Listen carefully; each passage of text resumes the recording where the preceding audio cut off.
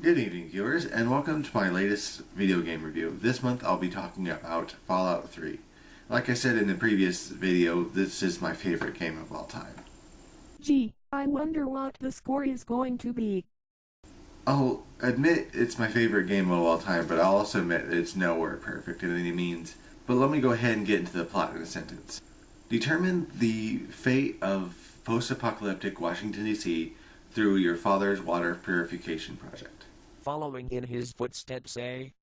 Well, for the most part, you don't even know where he's ran off to. What? He just disappears on you? Well, the main character is like 18 when his father runs off on him, so it's not like he's a deadbeat dad. Besides, he's voice acted by Liam Neeson, which makes him like 20 times cooler. Seriously? You will look for him. You will find him. And then he'll kill himself. Hey, watch the spoilers. Besides, I don't really understand that scene. It could be just to try to get the player more agency in the story, because up to then, the main quest line is like, go to this place, talk to that person, go to that place, talk to that person. It's just, where'd you go? That way. It does give you a reason to explore the wasteland. I did discover about 43 of the 200 locations in the game, and that was only a very straightforward, focused playthrough on the main campaign of the game. And for most of the game, it's just you just run around following the details of where your father has been. So, what are the details? The first review I wrote on this, when I was going to read out to like this, it was nearly 20 pages long. Nobody wants to watch that. And that's what I was thinking. I kind of streamlined this review, so this is a very basic review of what's in the game. But anyway, the game starts out in the Vault 101. The different vaults were built across the country. They were designed to protect people from the fallout of an anticipated nuclear war that happened in the game history. And I really don't think they built and designed these vaults, but I don't think they really expected the war to happen, because all of the vaults had different experiments that happened in it, and it's like, did you really expect people to live through these? I don't know what they were thinking when they designed some of these vaults. Vault 101, the one you live in, it started out in the game, and the experiment was to have a all-powerful, all-ruling overseer that was impeachable and unquestionable. That was the leader of the vault. So, it was a dictatorship. That doesn't sound that bad. No, not really compared to some of the other ones, and maybe that was why it lasted so long. It's not like they were flooding the halls through hallucinogenic gas or playing white noise over the speakers all night, or even having one guy in a crate of puppets. But the game starts out with an actual tutorial level. It actually tells you how to play the game. What an amazing idea! Dude, calm down. Well, it's just that I keep hearing about how awesome and amazing these previous games were, and it's pretty much like, there's your scenario. Go do it. And it's like, how do I freaking play this game? People keep talking about how the shooting system in Fallout 3 just takes you out of the immersion. Well, how much immersion does it take out of when you have to stop playing the game, go online, and look up how to freaking shoot the gun, or unlock a freaking door to get out of the freaking first level of the freaking game? You don't expect every game to hold your hand the whole time, do you? No, but if you have to find a walkthrough to find out how to load your weapon, there's something seriously wrong with your game. But in this game, it starts out as you're a baby crawling around your room, and you get to select your special stats. Special stands for strength, perception, endurance, charisma, intelligence, agility, and luck. These are your the basic stats. They kind of determine how the game is played around you. It's like how much stuff can you carry, or how much damage you can do or withstand, or how talking to people. It's like dealing with that kind of stuff. And then after you do that, you'll have it'll advance in time a bit. You'll go to a birthday party where they give you your Pip-Boy, which is pretty much your inventory screens and stat screens, quest lines, and stuff like that. They also teach you how to shoot, and they give you a little BB gun at your birthday. Sounds like my kind of party. Well, to be honest, you probably wouldn't like the VAT system. I personally do. It kind of harkens back to the turn-based game combat gameplay they had in the previous games. And besides, the way the game is set up, it's kind of hard to aim weapons because there's no like iron sights. When you zoom in on when you try to aim at a character, you just kind of go like that. It kind of zooms in a bit. It's like, I'm not sure exactly what they're going with. Maybe they weren't thinking so much as a shooter, more RPG, and so getting derived stats on how to shoot people. It's kind of my opinion, is just a little better. I like the VATs to like target different, because when you activate VATs, it'll select the character and select your enemy, and then you'll select the different parts that what you want to shoot at, and it'll give you percentages what you want to shoot at, and you'll actually hit people. Because in the previous games, if you had 75% chance of hitting, you're not going to hit. But in this game, if you have a chance to hit, you'll probably hit it. And then after you get that, there'll be one more segment in the vault where you take a standardized test thing, and it'll determine your. It's like a personality test, and it has a job that you'll set up within the vault. It's called the Generalized Occupational Aptitude Test. I got Vault Loyalty Inspector, but basically you're not in the vault of the game. So basically, what it does is out of your 13 other skills, not the special skills, but the actual skills like guns and speech and stuff like that. It'll give you three of the skills that you can tag, and then it'll pretty much boost those personal stats. And each level up that you level up will get. I got 19 or 20 points per level to upgrade up to the 13 different skills. I think I heard that was based on how your luck was in the special. I don't know for sure. I forgot how to write that down. And then once you do all those, it'll there will be a little story thing that will pretty much kick you out of the vault. Your dad disappears, and you're kind of thrown out along with him. So most of the story, you're just looking for where your dad ran off to. And the thing is, the game actually tells you where to go. At the bottom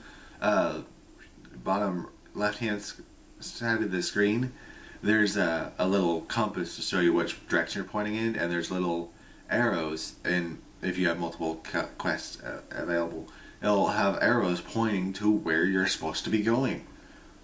And it's amazing. Well, I gotta say, the fun part of this game is just wandering off. But if you want to go somewhere to complete the quest, you can actually go follow the quest line.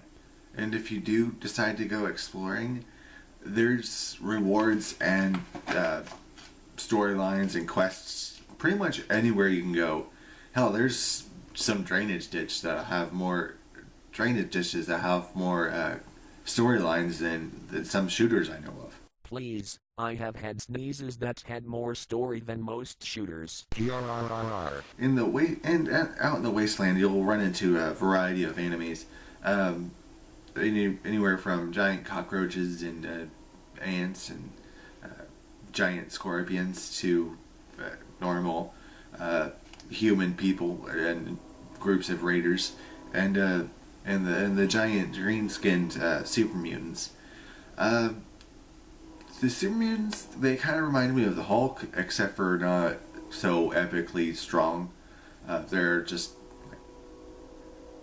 they're kind of like the whole scaled back. So they're giant green people, but not like throwing cars and stuff. For the most part, there's super mutant behemoths, which are horrifying. But and also there are the ghouls of the wasteland. And in previous games there were ghouls and there were super mutants, but in the previous games they were more normal human like. But in this game they're just kind of cannon fodder, just running around. You shoot at both groups in previous games.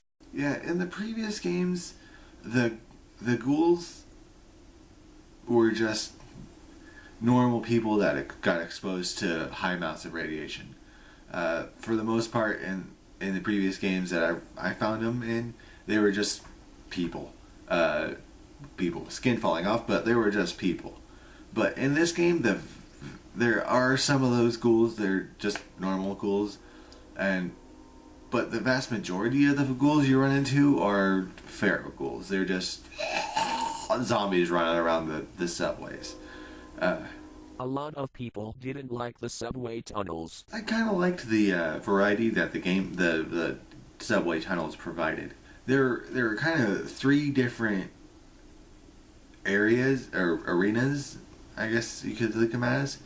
In Fallout 3, there's the wide open plains of the capital wasteland. There's hills and trees and rocks and stuff, but as a Kansan, I feel pretty at home in the wasteland, other than exploded. Yeah, and if you're not in downtown Washington D.C., it's pretty much just wide open areas. There's just settlements scattered around. There's different locations to explore and find and stuff like that, and the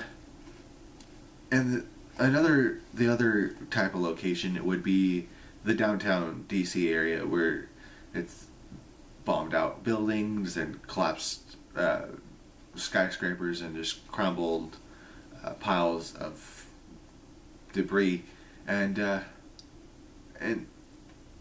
that's mainly where the super mutants are. The super mutants pretty much claimed DC.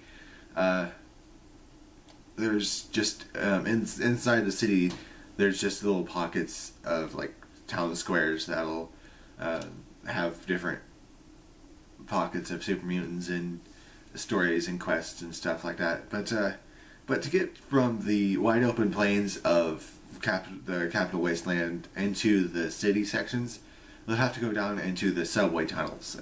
And down in the tunnels, the ghouls just act like the stereotypical zombies that games are obsessed with over lately. Gotta have something to shoot.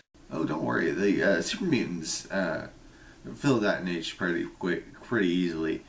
They were the more or less final results of the pre-war government experiments with a super soldier program that used a virus known as a forced evolutionary virus, and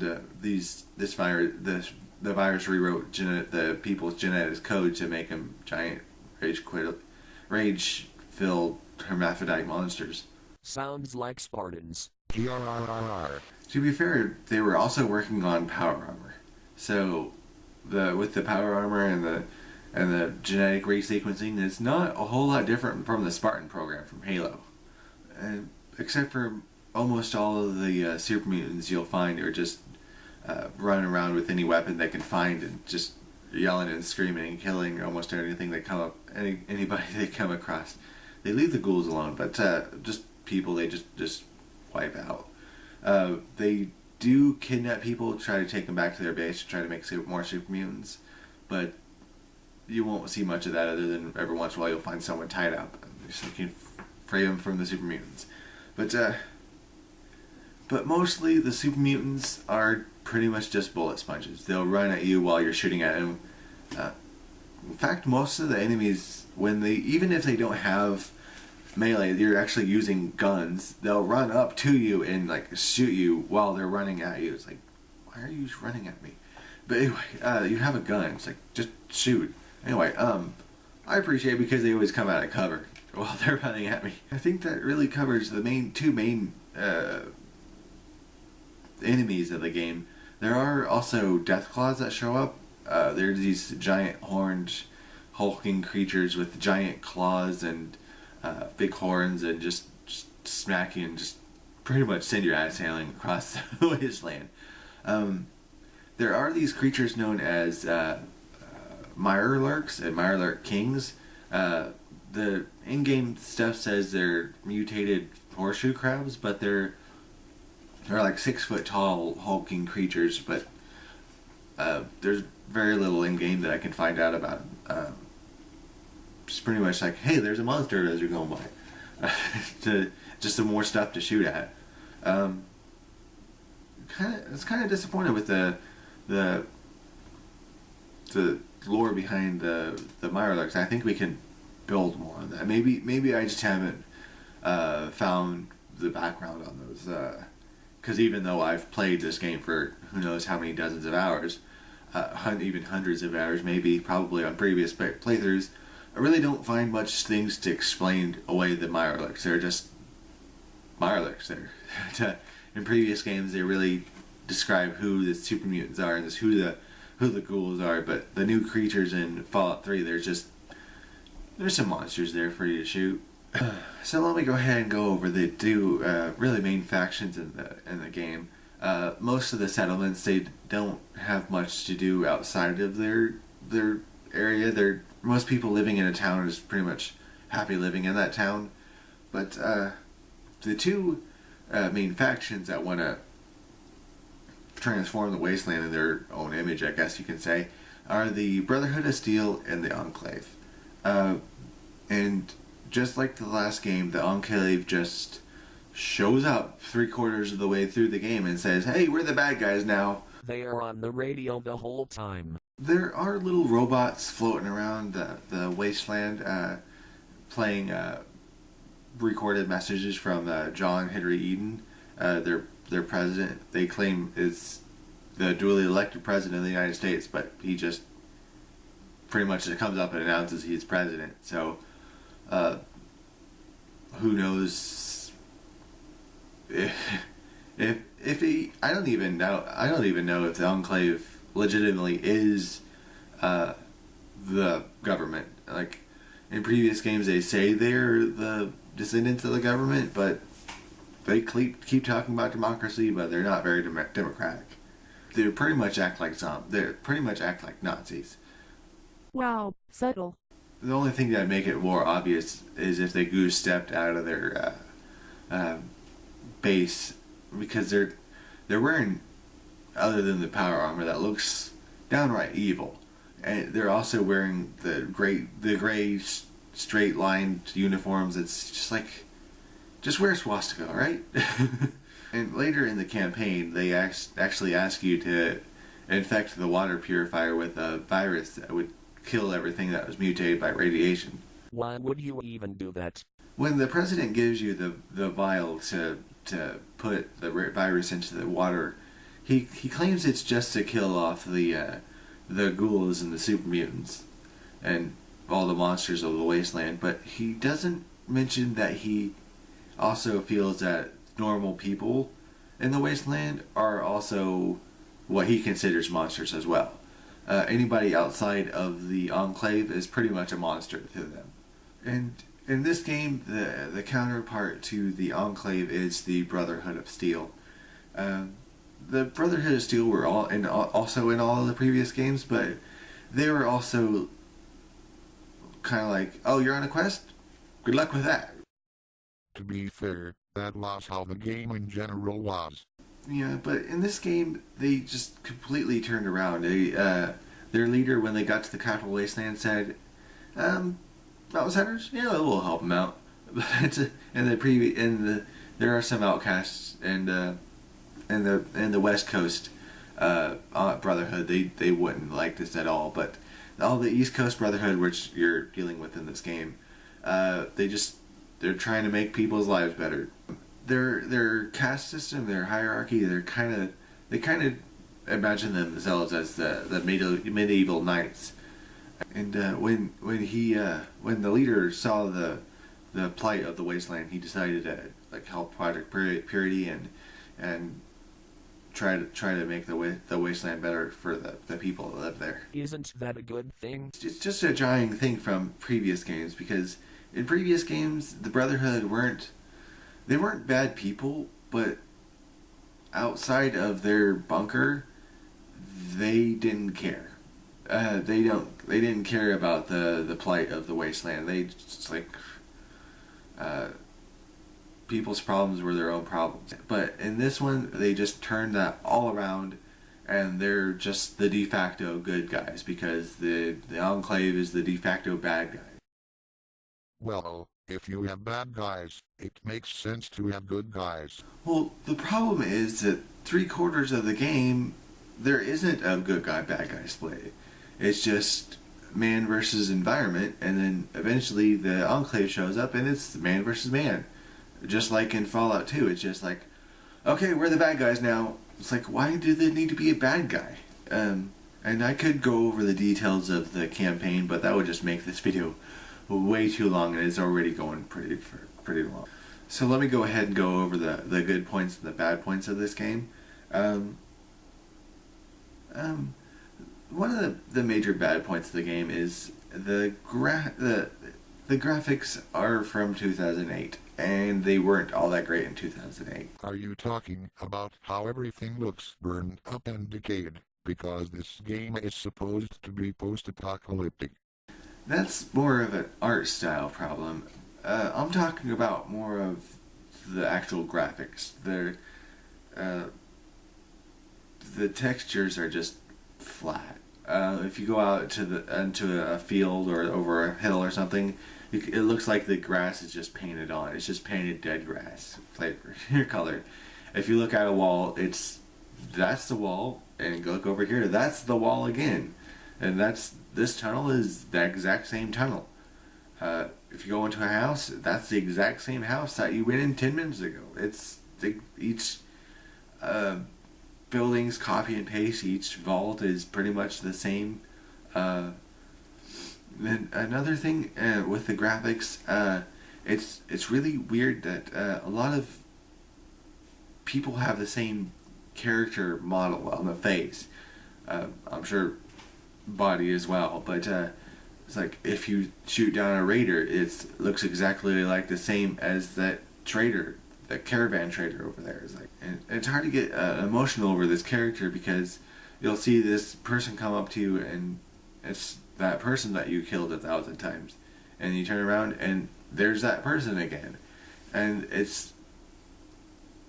you would think a game studio as big as Bethesda would be able to hire more than 6 voice actors, because not only do they have the same face, they have the same voices over and over. It's like and it's weird, later in the game you'll have a Brotherhood of Steel Knight yelling at an Enclave soldier with the same voice shouting at each other. It's like, it's just like really jarring. It's like something else that's kind of weird in this game is they cuss badly. Something wrong with some adult language. It's interesting that you use the word adult language, because they really sound like 12-year-olds cussing.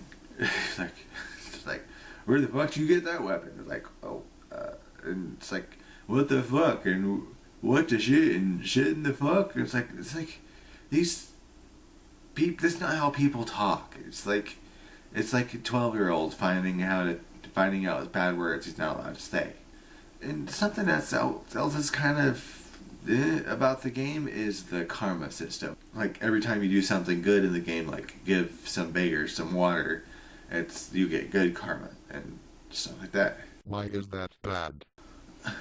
Well, the problem with the karma system is that there's not a whole lot of gray area. I wish there was like some harder decisions to make, because it's like, for good karma you untie a hostage. For bad karma you blow up a town. Bad karma you put a live grenade in someone's pants and explode their pants, which is kind of funny. But it's like, all of the stuff you get bad karma for is these cartoony, stupid things, and all the good karma. There's way too many good karmas, and not like good bad karmas. Very good bad karmas. I don't know how to say that, but it's like, and by the end of it, it's like you're either the god of the wasteland or the devil of the wasteland. You're either extreme saint or psychotically evil. There's not a whole lot of just gray area. There's no gray area. I wish there was a more difficult decisions. And though one of the worst things about the main campaign is that your character has very little agency in what's going on. Most of the stuff that you'll do is just finding out where you're going, mostly. You'll find a character, he tells you to do an unrelated favor for him, he'll tell you where to go. And it's like, do this favor for this person, he'll tell you where to go. It's like, what are you doing in the wasteland? Just wandering around. And leading to that lack of agency in the game, the what you'd call the climactic battle in the game, it's the Brotherhood of Steel raises a 40-foot tall robot out of the Pentagon, and it walks around shooting lasers out of its face and exploding people all around you. Freaking sweet. You would think so.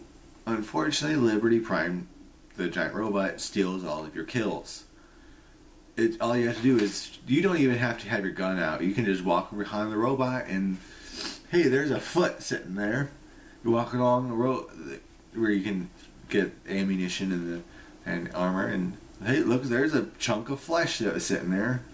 Oh, there goes in a car that exploded. And it's like, the climactic battle, you don't even need to be there. It's like, what am I doing here? So, and you finally get to the Jefferson Memorial where the water purifier is. You go in there, and whatever you do not get in front of Liberty Prime, because he will blow your ass away. You just you'll be literally flying through the air after he hits you with his missile, his laser beam.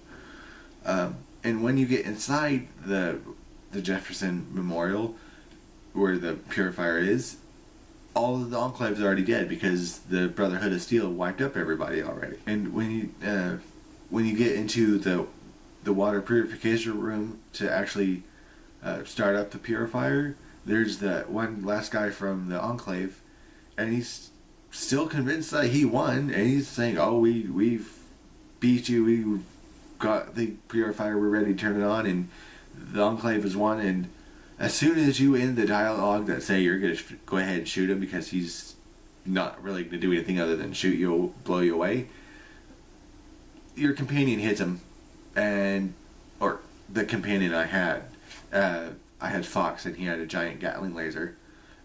Giant Gatling laser blows him away. I didn't even shoot him. It's like I won. Blam. Next. But yeah, but mostly what I would say is the strength of a Bethesda game isn't really the story. It's just going out and exploring a world. And that's what Fallout 3 does the best. It is the best just to go out for a walk. And with the different expansions, there's nearly 200 different locations that each location has a story. Most of the settlements you'll run into have multiple quests on it. It's just go out and explore the world, explore the lore of the world, and everybody you run into the world are same voice, but they are all seemingly like realistic people. They're people living in this weird, twisted world. And another strong point of this game is that in the previous games they weren't very good at telling you what your status effects were, or at least I couldn't figure out how to tell. But in this game, you can just pull out your Pip-Boy and look at sub-menu, like you have radiation poisoning, you have like this amount of negative health, or agility is down, or whatever. But in the previous game, you're feeling nauseous, or if you take a chemical to boost your your combat abilities. It's just like, this has worn off now. It's like, well, what was it doing for me? But in this game, you can see that you do more damage, or you'll take less damage, or something like that. And although I do hate it when people talk about how an immersive the game is, I think that's the strongest part of Fallout 3.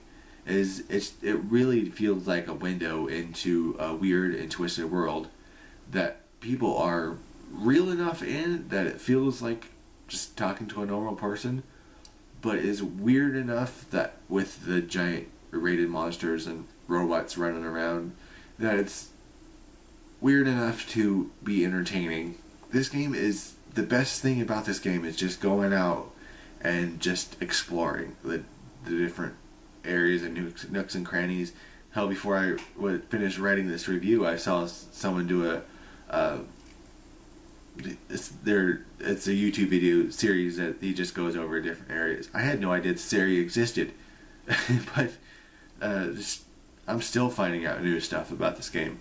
So some points that I wanted to share, not negative, not positive about it. In previous games, you could click on the wait option and then you could wait till your party's healed. Unfortunately, in this game, there is no regenerating health. It is considerably easier. You'll actually have to go out and find a doctor, or find some healing chemicals, or find some food to eat to get your healed back up. The game, a lot of people complain, is a lot easier than this previous games. Not only does it tell you where to go, enemies and combat is a lot more forgiving. But I'm not really into these games for the shooting at people. I'm more into the discovering the locations and finding out the lore and finding out stuff to do, pretty much. And one of the things that makes it easier, after level 4 or 5, you can pretty much master anything that the Wasteland will throw at you. Deathclaws will probably hand your butt to you, but for the most part, you'll be okay. And I can see why some people would see that detracting to the game, but again, I'm just there to do some exploring and find out this weird and strange world. I'm more interested in exploring than fighting the different enemies of the wastes.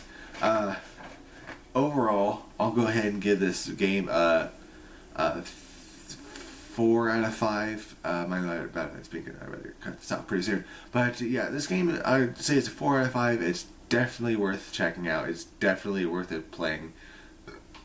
Next up is Fallout New Vegas, which I've only played through mostly once. I wasn't impressed the first time through, but I'll get to that here in 2 weeks' time. Before I go, I'll just go ahead and let you go over my schedule. Sundays are weight loss updates, Mondays are vlogs, Wednesdays cosplay updates, and Saturdays reviews and fan videos. So thanks for watching. Like, favorite, subscribe. Comments are appreciated, and let me know how I'm doing. I'll reply to comments, hopefully. But thanks for watching. See you next time.